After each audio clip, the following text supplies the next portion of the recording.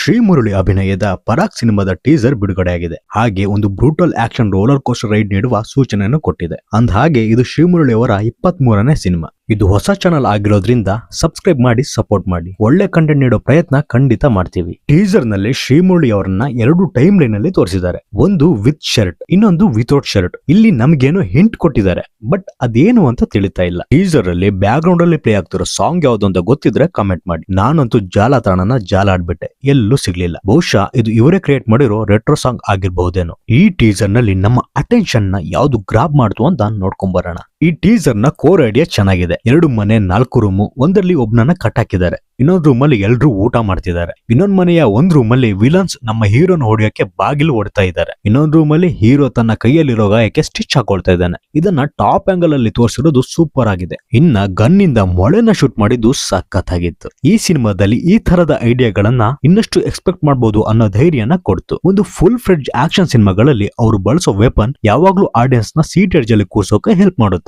ಅವು ಇರ್ರೆಗ್ಯುಲರ್ ಆದಷ್ಟು ಸಿನಿಮಾಗೆ ಪಾಸಿಟಿವ್ ಆಗಿರುತ್ತೆ. ಫೈಟ್ ನಡೆಯುವಾಗ ಹಿಂದೆ ಸಾಂಗ್ ಪ್ಲೇ ಆಗೋದು ಇದು ಹೊಸದಲ್ಲ, ಆದ್ರೂ ಇಲ್ಲಿ ಚೆನ್ನಾಗಿ ವರ್ಕ್ ಆಗಿದೆ. ಚರಣ್ ರಾಜ್ ಅವರ ಮ್ಯೂಸಿಕ್ ಗೆ ಒಂದು ಚಪ್ಪಾಳೆ ಬರಲೇಬೇಕು. ಇಲ್ಲಿ ನನ್ನ ಡಿಸಪಾಯಿಂಟ್ ಮಾಡಿದ್ದು action choreography. Actually action choreography ಚೆನ್ನಾಗಿದೆ, ಗ್ರಾವಿಟಿನೆಲ್ಲ ತಲೆಯಲ್ಲಿ ಇಟ್ಕೊಂಡೇ ಮಾಡಿದ್ದಾರೆ. ಆದ್ರೆ ನಮ್ಮ ಹೀರೋ ಕೈಯಲ್ಲಾಗಿರೋ ಗಾಯನ ಮರ್ತಿದ್ದಾರೆ. ಈಗಷ್ಟೇ ತಾನೇ ಸ್ಟಿಚ್ ಮಾಡಿರೋ ಗಾಯ ಅವನಿಗೆ ಇಲ್ಲಿ ಯಾವುದೇ ರೆಸಿಸ್ಟೆನ್ಸ್ ತರೋದಿಲ್ಲ. ಮತ್ತೆ ಆ ಗೋಡೆ, ವಿಲನ್ ಬಾಗಿಲು ಮುರಿಯೋಕೆ ಅಷ್ಟು ಕಷ್ಟ ಪಡುವಾಗ ಹೀರೋ ಗೋಡೆನ ಸುಲಭವಾಗಿ ಬೀಳಿಸ್ಬಿಡ್ತಾನೆ. ಸಿನಿಮಾಗೆ ಯಾವುದೇ ತರದ ರೂಲ್ಸ್ ಇಲ್ಲ, ಆದ್ರೆ ಈ ತರದ ಚಿಕ್ಕ ಪುಟ್ಟ ಡೀಟೇಲ್ಸ್ ನ ಆಡ್ ಮಾಡೋದ್ರಿಂದ OTT ಆಡಿಯನ್ಸ್ ಕೂಡ ಥಿಯೇಟರ್ ಬರೋ ಚಾನ್ಸಸ್ ಇರುತ್ತೆ. ಅಷ್ಟೇ ಅಲ್ಲ, ಈ ಸೋಷಿಯಲ್ ಮೀಡಿಯಾ ಯುಗದಲ್ಲಿ ಸ್ಟೋರಿ ಚೆನ್ನಾಗಿದ್ದು ಈ ತರದ ವಿಷಯಗಳಿಗೆ ಹೆಚ್ಚು ಗಮನ ಕೊಟ್ರೆ ಅದು ಜಾಗತಿಕ ಮಟ್ಟದಲ್ಲಿ ಸದ್ದು ಮಾಡುವ ಚಾನ್ಸಸ್ ಇರುತ್ತೆ. ನಮ್ ಕಡೆಯಿಂದ ಹಾಲೇಶ್ ಕೋಗುಂಡಿ ಹಾಗೂ ಶ್ರೀಮುರಳಿ ಅವರಿಗೆ ಬೆಸ್ಟ್ ವಿಶಸ್. ಶ್ರೀಮುರಳಿ ಅವರ ಸ್ಟೋರಿ ಆಯ್ಕೆಗಳು ಚೆನ್ನಾಗಿದೆ. ಉಗ್ರಂ, ರಥಾವರ, ಮಫ್ತಿಯಲ್ಲಿ ಬೇರೆ ಬೇರೆ ತರದ ಕಥೆಗಳನ್ನ ಆಯ್ಕೆ ಮಾಡ್ಕೊಂಡಿದ್ರು. ಎಸ್ಪೆಷಲಿ ಕತೆಗೆ ಮಹತ್ವ ಕೊಟ್ಟಿದ್ರು. ಆಮೇಲೆ ಸ್ವಲ್ಪ ಎಡವಿದ್ರು ಅಂತ ಅನಿಸ್ತು,